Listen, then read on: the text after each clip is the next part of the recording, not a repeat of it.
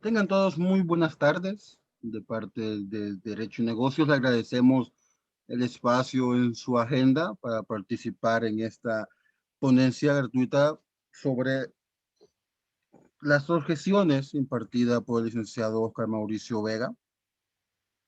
Creo que es una persona que se presenta por sí sola, pero a fin de dar un poco de información curricular, les puedo decir que es magistrado suplente de la Corte Suprema de Justicia, capacitador de la Escuela de Capacitación Judicial desde el 2001 en áreas de técnicas de oralidad.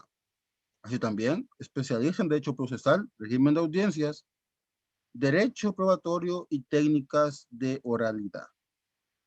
A fin de no hacer más larga su espera y saludando algunos pequeños detalles formales o logísticos sobre la ponencia. Sobre las preguntas y respuestas, estas serán analizadas al finalizar de la ponencia y podrán ser ya sea en el chat eh, o, o levantando la mano, se les habilitará el micrófono y así considerarlo oportuno por parte de ustedes. Así que, sin robarles ni un minuto más de su tiempo, los dejo con el licenciado Oscar Mauricio Vega. Buenas tardes, colegas. Es para mí un placer el poder estar compartiendo en este momento con ustedes este tema fascinante del régimen de audiencias. Y dentro del régimen de audiencias, pues lo más, digamos, la herramienta, una de las dos herramientas más eficaces, que es el tema de las objeciones. Es un mundo diferente, el mundo de las objeciones. Es un tema de derecho probatorio, como ustedes ya lo saben. Algunos confunden la técnica de oralidad con el derecho probatorio, pero las objeciones obviamente son, son instituciones jurídico-procesales pertenecientes al derecho probatorio.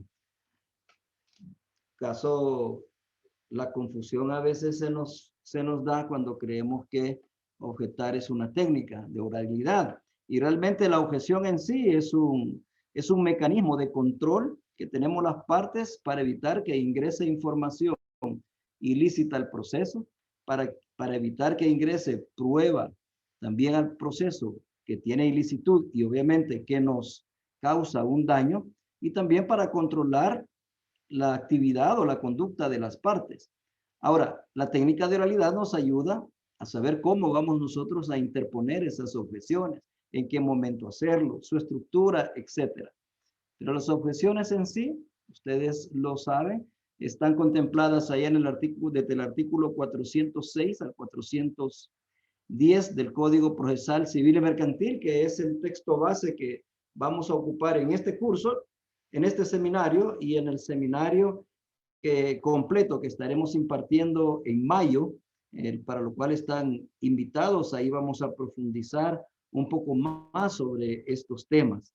Así es que este día vamos a hablar sobre esa destreza del derecho probatorio y de las técnicas de oralidad que nos dan mayor efectividad en el transcurso de una audiencia oral y pública en cualquiera de las materias. Tomamos como base el Código Procesal Civil y Mercantil, puesto que el código es el código que tiene más normas de derecho probatorio, desde allá por el artículo 312 hasta por el 412 también, y otras normas dispersas nos guían por la vía del derecho probatorio en el régimen de las audiencias. Los puertorriqueños, que es de donde obtenemos nosotros tanto el derecho probatorio como las técnicas de oralidad, ellos aseguran que una persona, bueno, allá en Puerto Rico, va a estar capacitada para objetar efectivamente después de aproximadamente 25 audiencias. 25 audiencias en las cuales esté interactuando con las objeciones. Pues los salvadoreños, como siempre hemos ido adelante, aprendemos lo de los demás, lo tropicalizamos y lo aplicamos. Los salvadoreños en la práctica hemos visto que con un buen curso de técnicas de oralidad y con unas 5 audiencias en las cuales ustedes pongan en práctica lo que en el curso se desarrolla, van a obtener muy buen resultado. Pero bien, hablando de las objeciones, hoy también en el tema del ciberespacio, hoy con el tema de las audiencias virtuales, tiende a modificar un poco el tema de las objeciones, más que todo en su procedimiento de interposición y el mismo procedimiento para la resolución, pero sigue siendo el mecanismo más importante que tenemos nosotros de control. Sabe que cuando estamos en audiencia, el único momento en que todos se callan y que nosotros mandamos en la audiencia es precisamente cuando interponemos la objeción. Es el único momento en el cual el abogado litigante es el que domina la audiencia, el que manda en audiencia, el que tiene el control de la misma. De ahí que cuando interponemos objeciones, debemos de ser muy técnicos. Primero, para que obtengamos la finalidad, que es evitar que ingrese la información. Y segundo, también para que el juez conozca que nuestro tecnicismo va más allá y que el conocimiento que tenemos va más allá de una simple finalidad de interrumpir a los demás o de interrumpir a la parte contraria. Porque déjenme decirles que se ha creído por muchos años, y algunos nos enseñaron así en las universidades, pero no es cierto, que la objeción tiene como finalidad el desconcentrar a la parte contraria, el que el otro se confunda. Eso no es una finalidad, es una consecuencia, porque cuando nos objetan y nosotros llevamos de memoria las preguntas, se nos corta ahí el tiempo, el cassette, y hay el efecto dominó, que se nos olvidan las demás preguntas si al caso nos declaran al lugar la objeción. Pero cuando hablamos de las objeciones más efectivas, la objeción más efectiva es aquella que respeta los parámetros del artículo 407 del Código Procesal Civil y Mercantil. Aquella objeción que está adecuada, o sea, que es adecuada, calificada de manera correcta, que también esa objeción es fundamentada, es decir, adecuamos objeción, su señoría, es una pregunta sugestiva. Ahí lo que hicimos fue adecuar la infracción. Luego de adecuar la infracción pasamos al fundamento. Está incorporando información o pretende incorporar información sobre lo cual todavía el testigo no ha expresado. Entonces ahí ya cumplimos con el segundo requisito, que es el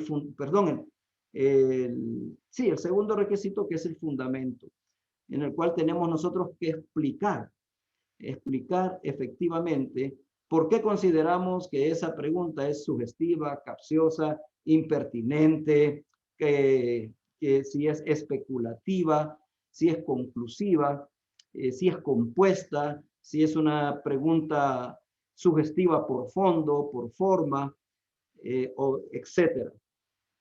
Entonces nosotros tenemos que aprender de derecho probatorio, primero, antes de interponer la objeción. Y cuando hablamos del derecho probatorio, significa conocer los fundamentos, primero, de las preguntas permitidas y las preguntas prohibidas por cada uno de los interrogatorios. Las preguntas permitidas del directo, las prohibidas del directo, las permitidas del contra, las prohibidas en el contra, y así en el redirecto y en el recontra. Entonces nosotros tenemos que conocer de derecho probatorio primero. No podemos solo estar ahí, objeción. Hoy en algunos casos ya casi ni se paran, el hecho de que ya no, que estemos en audiencias sentados, como lo son en audiencias civil, mercantil, familia, contencioso administrativo, donde por la estructura de las salas de audiencias, pues no podemos pararnos porque los micrófonos están ahí. Mire, eso está afectando la salud de los abogados. Cada vez vamos acumulando más grasita ahí en la parte intermedia de nuestro cuerpo. Así que hay que hacer ejercicio, abogados y abogadas, para no crecer de manera indebida de esa parte. Pero, por ejemplo, en el tema de las audiencias virtuales, acabamos de escribir un artículo que va a ser, que está publicado ya en la revista Derecho y Negocios de este mes, en donde hablamos de los problemas que pueden haber con el tema de las audiencias orales. Pero volviendo a la efectividad, a la objeción más efectiva. La objeción más efectiva es aquella que es interpuesta en tiempo. En tiempo. Porque usted puede tener muy bien la adecuación, muy bien el fundamento, pero usted objetó de manera extemporánea. Entonces, para interponer una buena objeción hay que conocer el derecho probatorio, es decir, para saber adecuar y para fundamentar, pero también hay que tener la agilidad, y esta agilidad sí ya entra dentro del tema de las destrezas de oralidad, porque usted tiene que tener la habilidad suficiente para, fíjese, en prácticamente 2 segundos, identificar la infracción. Es decir, usted identifica, es una pregunta prohibida, es una respuesta prohibida, es una conducta prohibida. Luego usted, que la ha identificado, tiene que adecuarla. Es decir, tiene que encauzarla en una de las prohibiciones. Si es pregunta sugestiva, si es capciosa, si es impertinente, si es repetitiva, si es especulativa. Y luego el fundamento. Y bueno, en cuarto lugar, usted tiene que decidir objetar y en quinto lugar objetar. O sea, es un proceso psicomotor, ¿verdad? Intelectivo, no es de mera reacción. Es ahí donde nos probamos si todavía nuestra mente y nuestro cuerpo están reaccionando de manera adecuada, porque si no, en todo lo que usted está pensando en objetar, de repente el testigo ya respondió. De repente el abogado ya terminó la pregunta y se le fue la oportunidad. Entonces el artículo 407 nos señala los requisitos específicos de admisión de la objeción. El primer requisito es que se interponga en tiempo, que usted sepa reaccionar a tiempo ante la objeción. El segundo requisito es que usted la adecue y el tercero, que esté fundamentado. Pero hay un cuarto requisito que si bien no lo expresa el 407, pero tiene que ver con esos requisitos que son intrínsecos de este tipo de mecanismos del derecho probatorio. Al igual que en el derecho procesal, usted para interponer un recurso necesita un elemento subjetivo. Y ese elemento subjetivo es el agravio. Es el agravio que usted debe de adecuar si esa pregunta o esa respuesta o esa conducta le causa a usted un daño a la estrategia. Por regla general, las preguntas prohibidas causan daño. Digo por regla general porque hay excepciones en las cuales la infracción a la pregunta no nos causa a nosotros daño, más le causa daño al que lo está haciendo, como el caso de las preguntas ambiguas, aquellas preguntas en las cuales el mismo testigo no entiende qué es lo que le están preguntando. En esos casos, pues es inoficioso interponer la objeción, porque es el abogado que está confundiendo a su propio testigo. En ese caso, pues uno, por estrategia, puede dejar pasar esa infracción. Usted me va a decir, pero mire, ¿cuál es la más efectiva? Bueno, la objeción más efectiva. La objeción más efectiva es la que se interpone en tiempo, se adecúa, se tipifica cuál es la falta y se logra también fundamentar y esa causa un agravio. El tema de las objeciones es un tema de oportunidad, de estar listos, de estar pendientes, de objetar. No se trata solo de levantarse objeción por objeción. No sé si alguno de ustedes, bueno, como no, creo que ahí está Katy, Santa María, que participó en concurso de técnicas de oralidad. Me imagino que la mayoría de ustedes en sus universidades participaron en los concursos internos o en el que realiza la Escuela de Capacitación Judicial, en donde en algunos casos unas finales fueron ganadas por equipos que objetaron de manera insistente. Pero en muchos casos eran objeciones que no eran objeciones fundamentadas, no habían adecuado bien, pero había un ingrediente, que el juzgador tampoco conocía el derecho probatorio. Y todo nos lleva de vuelta al derecho probatorio. Tanto el abogado como el juzgador debemos conocer el derecho probatorio. Estuve en una final hace muchos años. Estábamos entrenando a uno de los dos equipos que estaba en la final y ante una pregunta completamente abierta, ¿verdad? Como es la pregunta, ¿quién era esa persona? El joven de la otra universidad dice objeción, pregunta sugestiva. Le está sugiriendo que era otra persona, cuando el mismo testigo había hablado de otra persona. La jueza, con muy poco conocimiento, dijo al lugar. Y realmente eso paró todo el interrogatorio porque ante preguntas como esas, ante el desconocimiento del juzgador, muchas veces daba lugar por la seguridad con la cual la parte la interponía, que es otro tema de las técnicas de oralidad. ¿Qué tan seguro yo voy a interponer una objeción? Si yo, cuando interpongo una objeción, dudo, pues el juez va a percibir eso. Y se lo digo también en mi carácter de juzgador, cuando uno observa que el que está objetando tiene duda y uno no está muy seguro, se declara sin lugar.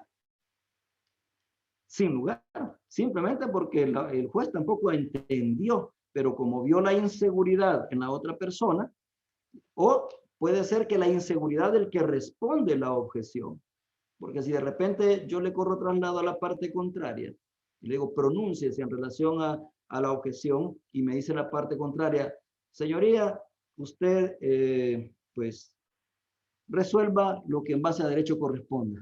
Entonces digo yo, no era una objeción válida. Porque a veces sucede que el juzgador o tiene falta de conocimiento o está pensando en otras cosas. De repente le están llevando para que firme algún auto, alguna sentencia, o está pensando que ya su hijo va a salir del colegio, ya va a ser la una. Bueno, hoy no, porque no están yendo en esta realidad. O puede estar que su familia, alguien está enfermo. De ahí lo importante es que nosotros cuando interponemos una objeción para que sea efectiva, tiene que ser en tiempo. Tenemos que adecuar la objeción, su señoría, pregunta impertinente. Tercero, tenemos que establecer por qué es impertinente. Señoría, no tiene nada que ver, directa ni indirectamente, con el tema que estamos discutiendo. Y cuarto, obviamente, que nos cause un agravio. El agravio no lo mencionamos. El agravio no se menciona, pero sí es un requisito que el juez va a entrar a valorar en un momento determinado. Así es que el tema de la objeción es un tema importante. Si ustedes, colegas, manejan el tema de las objeciones, usted tiene el 50% de las herramientas o de las armas que usted necesita para entrar a una audiencia oral impública en cualquier materia: penal, civil, mercantil, contencioso administrativo, familia, y muy probablemente dentro de poco en el ámbito del derecho procesal laboral. Pero para ello, usted tiene que conocer el derecho probatorio. Usted no solo debe ser un grillo saltarín, ¿verdad? Que cuando escucha algo y usted se levanta y grita objeción. Porque si usted objeta mal, si usted objeta por objetar, aparte que su contrario lo va a objetar de acuerdo al artículo 410 del Código Procesal Civil y Mercantil, porque establezca que usted está objetando solo por descontrolar, también el juez puede advertir esa situación en usted y que usted no conoce la técnica y por lo tanto no conoce tampoco el derecho probatorio, y más que todo el derecho probatorio. Así es que la objeción más efectiva obviamente es aquella que cumple con esos requisitos y que logra, oiga bien, es efectiva porque logra motivar al juez para que el juez resuelva al lugar. Ahí usted va a identificar que ha sido efectivo cuando el juez declara al lugar esa objeción que usted ha interpuesto.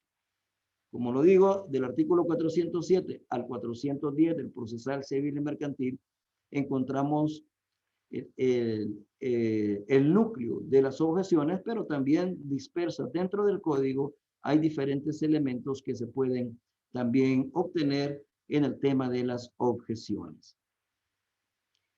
Siendo esto un seminario y creo que será de manera más interesante, esta es como la introducción al tema para que ustedes puedan generar alguna pregunta sobre el tema específico. Este tema lo vamos a estar desarrollando allá en el seminario de Derecho Probatorio y Técnicas de Oralidad que estaremos impartiendo a partir de mayo bajo esta misma modalidad.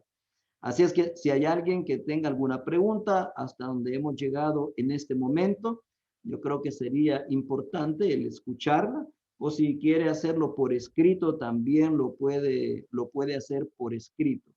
Así es que les dejo el espacio para que yo pueda responder a aquellas preguntas que usted tenía antes de entrar a este pequeño seminario. Usted tenía alguna pregunta que quería que se le diera respuesta. Si tiene que ver con el tema de las objeciones, las audiencias virtuales, pues con gusto quedo a la orden. Así es que dejo el espacio para que el que quiera pedir la palabra pueda levantar ahí su mano y de acuerdo a nuestro colega moderador, él estará dando ahí la palabra.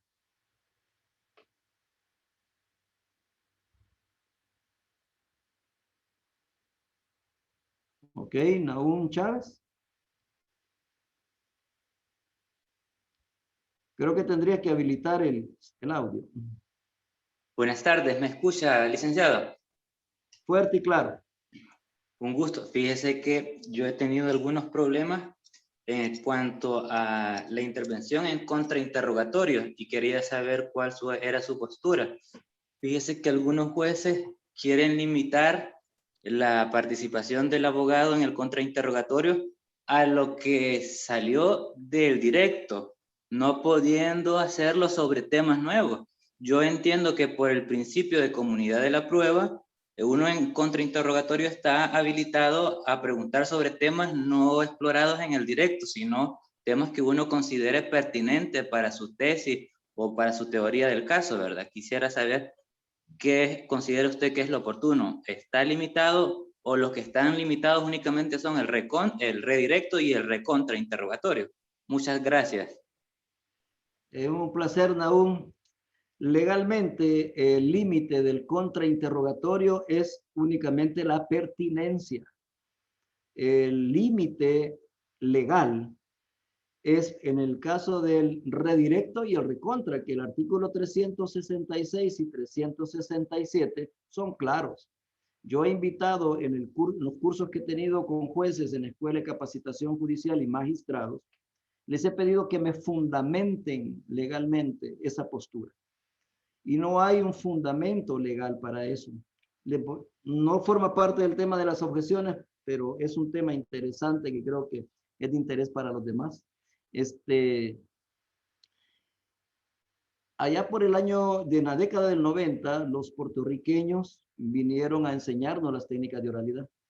Y ellos utilizan las reglas de evidencia de Puerto Rico, que es un cuerpo legal que sirve para precisamente dirigir la actividad probatoria. En esas reglas de evidencia se establece que en el contrainterrogatorio solo se pueden tocar los temas que fueron abordados en el directo. Y así lo enseñaron ellos. Y tienen razón en enseñarlos así, pero ni el Código Procesal Penal, ni el del 98, ni el actual, ni el Código Procesal Civil retoman el derecho probatorio puertorriqueño de esa manera, pero esos jueces con los que usted ha tenido problemas, realmente son jueces que fueron instruidos allá por la década del 90 y del 2000 y que no han tropicalizado la norma, porque la norma no establece ese límite. El límite es el límite legal. En el curso que estaremos dando, les vamos a dar a ustedes las herramientas para que aún si un juez, aunque no se eche para atrás con ese criterio, aún usted pueda preguntar sobre materia que no se ha explorado en el directo, en el curso, que ya en el tema de contrainterrogatorio, veremos cómo sortear ese valladar que ponen los jueces. Porque hay algunos que no van a dejar de pensar así. Y usted le va a interponer revocatoria y lo mismo le va a dar. No le va a permitir. Pero hay una forma y eso lo vamos a discutir en el curso. Y realmente mi opinión personal es que estos colegas no leen muy bien la norma y se quedan solo con el conocimiento que nos trasladaron los puertorriqueños, que dicho sea de paso, fue un buen conocimiento porque era en base a lo que ellos tenían legislado, pero nosotros no lo tenemos legislado de esa manera.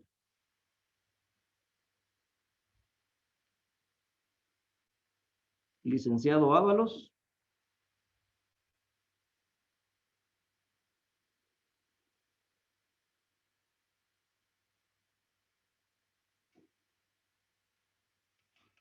Licenciado Ábalos, aparece ahí la mano, usted está pidiendo la palabra, puede habilitar su micrófono.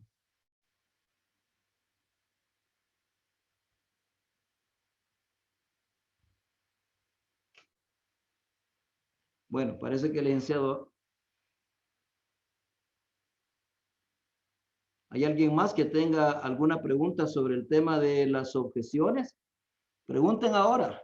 Es la oportunidad para que evacuemos aquellas incógnitas que ustedes tengan o que nos compartan experiencia como lo hizo el licenciado Nahum en relación al tema de las objeciones.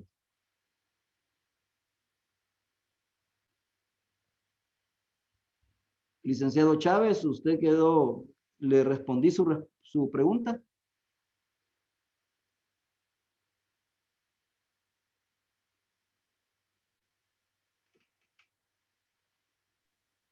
Sí, efectivamente, muchas gracias. Lo único es, tal vez, otra que me surgió a partir de su respuesta, es ante esta situación, como usted muy bien dice, uno incluso le interpone revocatorio y al final de nada sirve, ¿verdad?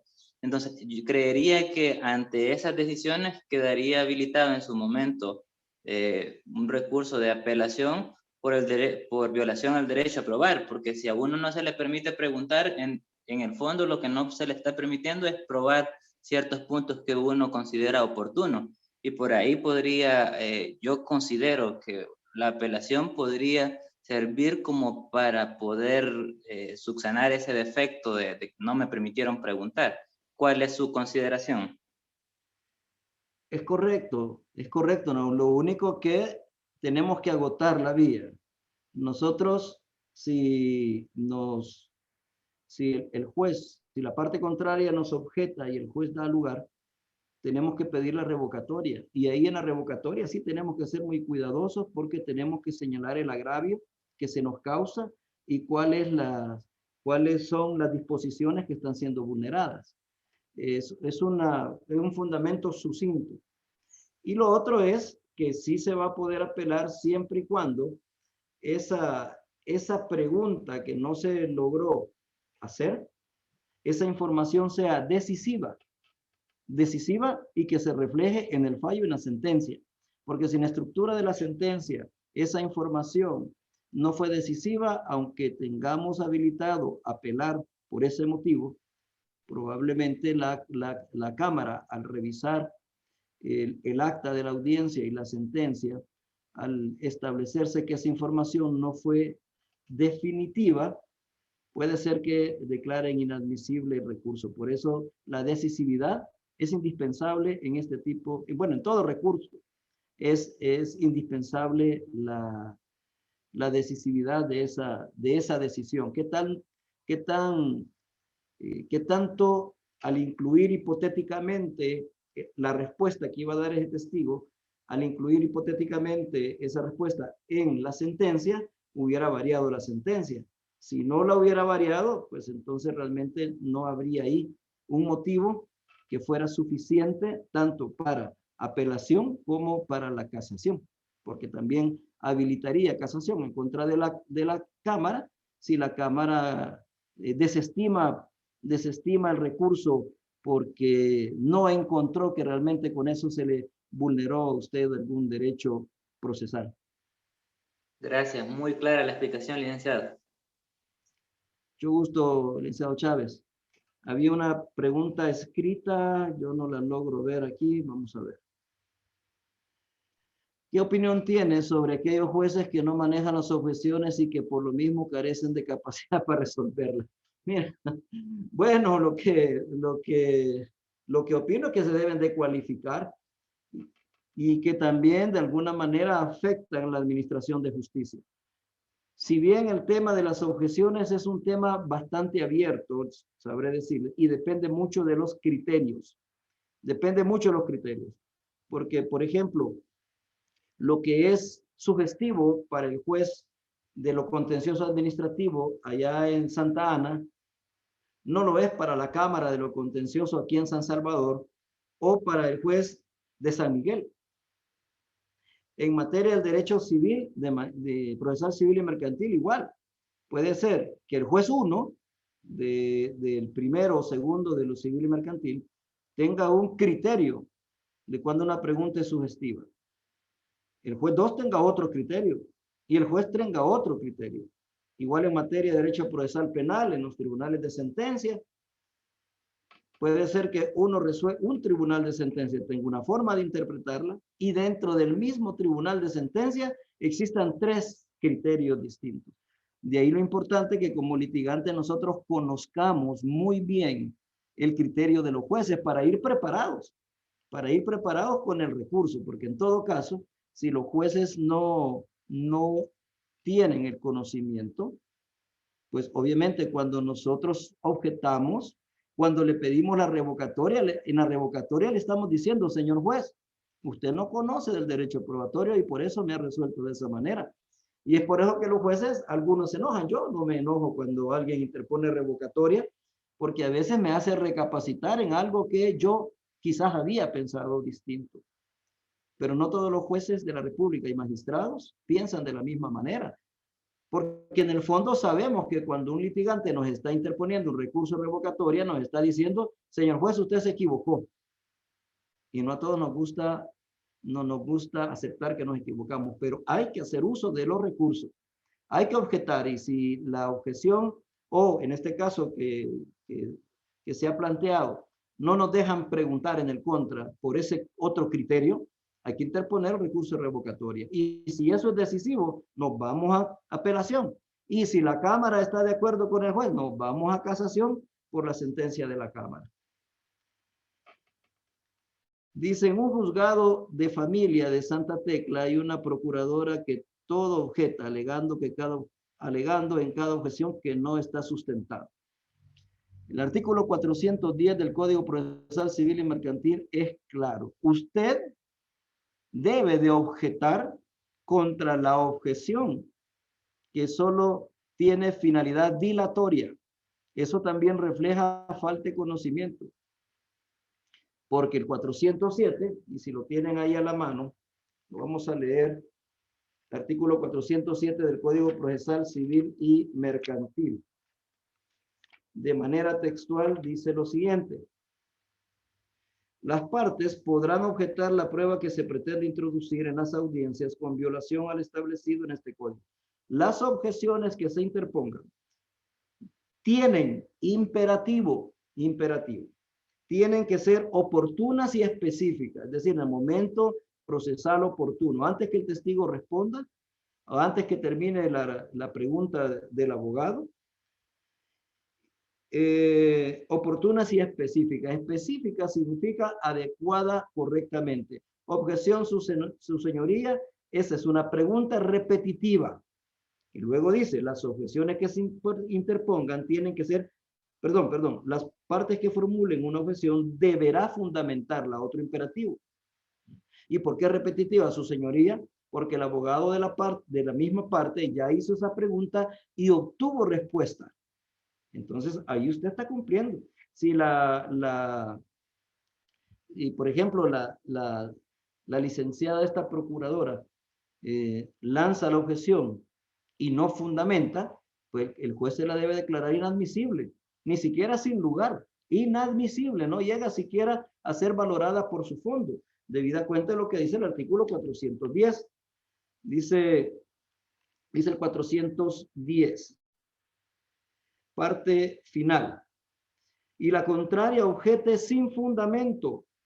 Es decir, o una parte comente las respuestas del testigo y la contraria objete sin fundamento. Subraya ahí, objetar sin fundamento. Usted tiene que, en ese caso, objetar la objeción, porque es una objeción a conducta la que usted va a hacer. Le objeta la conducta de la procuradora, que tiene como finalidad únicamente confundir, y por otro lado, no tiene fundamento. Bien, Roberto Alejandro Cruz González dice, o hay jueces que incluso se molestan cuando un abogado objeta reiteradamente, aun cuando éstas se hagan siguiendo los parámetros del artículo 407. Tienen razón. Hay dos formas para que un juez se moleste. Uno es cuando objetamos sin fundamento, cuando solo estamos objetando por objetar.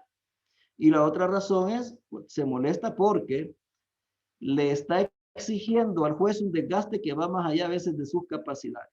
Porque miren, estando como juzgador, las objeciones desgastan también al juzgador, porque tiene que estar haciendo ese proceso intelectivo, de estar recordando la pregunta, y él haciendo el análisis probatorio, si es una pregunta prohibida o es permitida, si ha sido adecuada de manera específica o no, y si se ha fundamentado.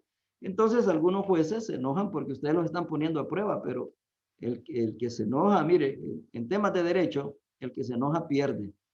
Y el juez, si se enoja, pues tiene que moderar sus modales. Nosotros, cuando los sometemos a ejercicio en la Escuela de Capacitación Judicial y en la Corte Suprema de Justicia, precisamente exploramos esas áreas para que el juez se vaya calificando, pero recuerden que al igual que todos los que estamos aquí, no todos tenemos el mismo nivel, porque no todos nos preocupamos de ir a leer, de ir a poner en práctica lo que escuchamos. Igual le pasa a los jueces. Pero no todos los jueces son acuciosos. Yo saludo a los jueces y magistrados que sí se preocupan, y a los que no, pues los insto. Si hay algún familiar de ustedes que es juez, yo sé que es bueno, de los buenos, pero si conocen a alguien que no es muy bueno, dígale que lleve el curso, ¿verdad? Que lleve el curso de mayo, en donde vamos a también estar tratando el tema de las objeciones. Bien. Sí, ¿Alguna otra pregunta, estimados y estimadas? hay una pregunta que hicieron por privado. Creo que se confundió en el chat, así que se la voy a leer. Dígame.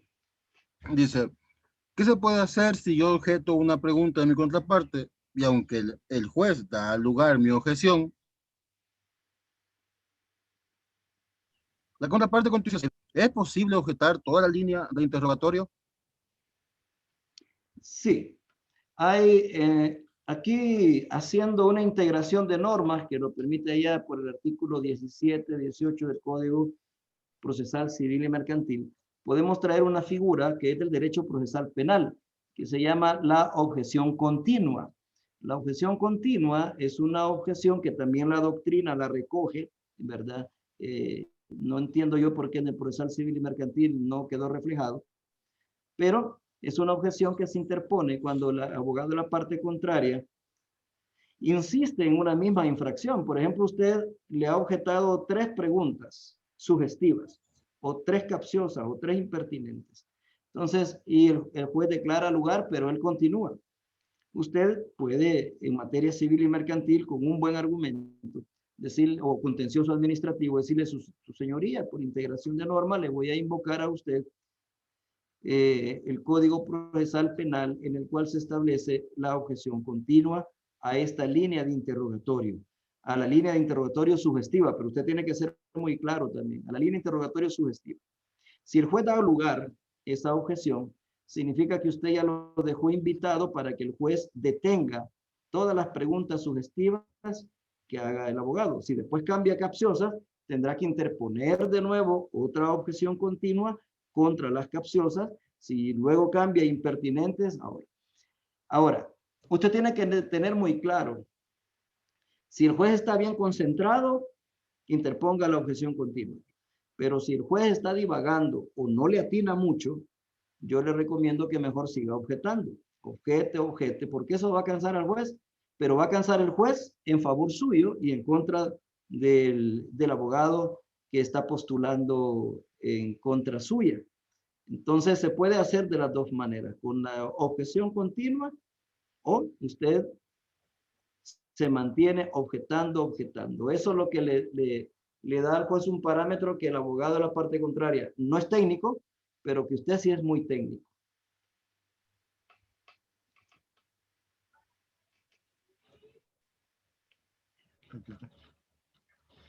¿Alguien más tiene preguntas? Tenemos espacio de tiempo todavía. Sí, licenciado, hay dos más, no sé por qué, pero daré lectura a la siguiente. Dele. Considera que es correcto realizar objeciones con la finalidad de darle un descanso al testigo que está siendo contrainterrogado. Ojo, porque ahí entraríamos en la objeción por objeción. Y de alguna manera, si no tenemos los requisitos indispensables del 407, no le recomiendo que lo haga. Claro, si la parte contraria le deja un espacio con una pregunta, por ejemplo, una pregunta capciosa, una impertinente, una pregunta compuesta, una pregunta que afecte la dignidad del testigo o lo trate de manera indebida, pues usted tiene que fundamentarlo, pero no le recomiendo que haga preguntas, que haga objeciones solamente para darle un descanso al testigo. De hecho, nosotros tenemos que objetar porque en la objeción nosotros le estamos ayudando a nuestro testigo en el contrainterrogatorio, nosotros. Pero hay que ser muy cuidadosos en saber adecuarla, porque si el juez observa que nosotros estamos objetando solo por objetar, él tiene la facultad legal de intervención vía el artículo 300, vamos al 368, 369. El juez puede intervenir oficiosamente. Vamos a ver. Sí. Artículo 308, bueno, no, perdón, el 368 nos habla que va a moderar el examen y resolverá de manera inmediata la objeción que las partes hubieran interpuesto. Aquí es solo a invitación del juez, ¿verdad? Pero si usted está objetando por objetar y la parte contraria objeta su conducta, puede ser contraproducente porque el juez va a tomar importancia, óigame bien, el juez le va a dar importancia a las preguntas que está haciendo el abogado y a la respuesta que espera del testigo. Y eso puede ser contraproducente para su teoría del caso, porque no queremos llamar la atención del juez hacia elementos que precisamente no queremos que ingresen. Ojo con eso. J. Cruz. J. Cruz.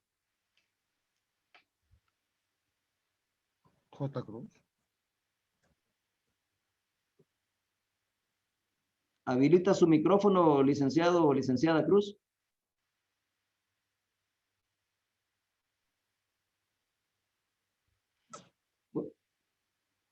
Continuemos con las siguientes preguntas. Queda una. Ok. Dice, en el caso que un juez no dé al lugar una cantidad considerable de objeciones que sí tienen fundamento, considera que esto puede ser una violación a los principios procesales de dirección y ordenación del proceso y el principio de defensa y contradicción. Sería discutible porque el principio de ordenación del proceso se refiere a aspectos extra audiencia, no tiene que ver con el tema de las audiencias. Realmente si un juez, por medio de declarar sin lugar las objeciones, teniendo al lugar la objeción, lo que está revelando una o dos cosas. Uno es falta de conocimiento y dos es parcialidad. Quiere decir que el juez ahí estaría violentando el principio de imparcialidad. También estaría violentando el derecho de defensa que tenemos las partes para interponer los recursos de objeciones y de alguna manera estaría demostrando su falta de capacidad o, como en algunos casos sucede, pues con algún interés que es extraprocesal. Por lo tanto, ahí solo el juez sabe.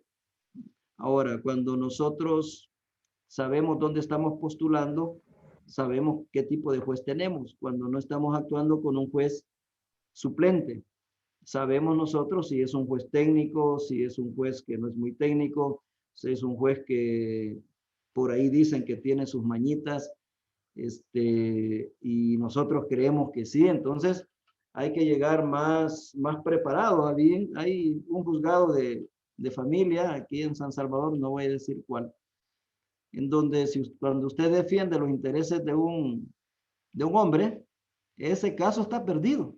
Entonces uno ya lleva lista la apelación, ya solo espera que le dé el fallo quien juzga en ese lugar, porque como uno ya conoce, y por más que uno presente prueba, objete, contrainterroga, pero sabemos que la Cámara va a revisar esa sentencia. Entonces nosotros, los abogados, tenemos que saber muy bien ante qué juez estamos postulando. Allá en el curso que vamos a tener en mayo, les vamos a dar algunos tips para que ustedes conozcan. Esos son conocimientos previos que usted debe tener. Saber dónde va a litigar usted. Usted tiene que ser muy hábil previendo qué es lo que va a suceder. Entonces ya, como le digo, en este caso, uno lleva ya el esqueleto de la apelación, ya lo lleva, solo para ir rellenando ahí con los aspectos de fondo. Es así y pasa también en los juzgados de lo civil, mercantil, en lo contencioso, administrativo, también. No, no puedo decir cuál. Yo creo que en Alitis, si nos encontramos algún día ahí en Alitis, yo con gusto, licenciada, le digo cuál es, pero así en público no, porque eso sí me consta por experiencia propia, ¿verdad? Pero no podemos hacer eso, no podemos hacer eso, pero ustedes lo sabrán. Bien, ¿alguna otra pregunta? ¿Quedaba alguna pendiente en el chat? No, hasta ahí quedaron. ¿En el privado?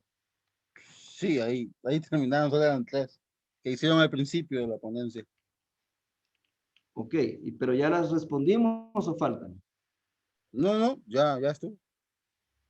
Ya estamos Bueno, bien. colegas, depende de ustedes. Tenemos 5 minutos para algunas preguntas más y las otras que queden en el tinterillo las vamos a evacuar en el curso que comienza. ¿Cuándo comienza el curso, mi estimado?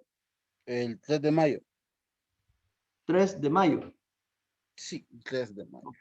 3 de mayo, lunes y viernes de 7 a 9, de 7 de la noche a 9. Una consulta, yo creo que tal vez algunos la tengan. Estas no son grabadas, ¿verdad, estimado? Son una sola clase, no queda pregrabado, ¿verdad? No queda grabada. No, sí queda grabado. Ah, ok.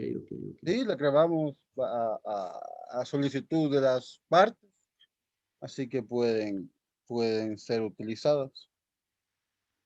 Ahí le están pidiendo el costo, mi estimado, del curso.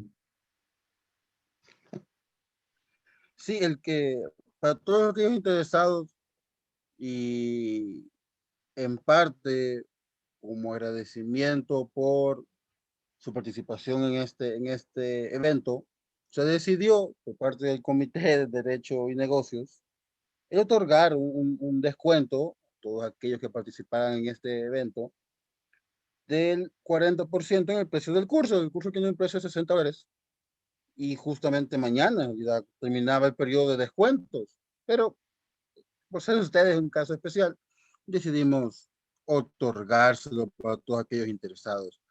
Así que únicamente deberán comentarnos que estuvieron en esta ponencia y nosotros nos encargaremos de lo demás.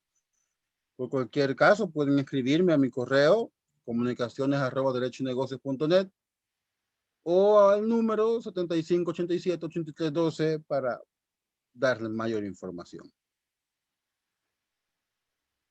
Bueno, ha sido para mí un honor. Que Dios me los bendiga a todos. Espero que nos veamos en mayo o que nos veamos ahí en los diferentes juzgados de la República y espero que haya sido de beneficio para cada uno. Dios los bendiga. Pasen una feliz tarde.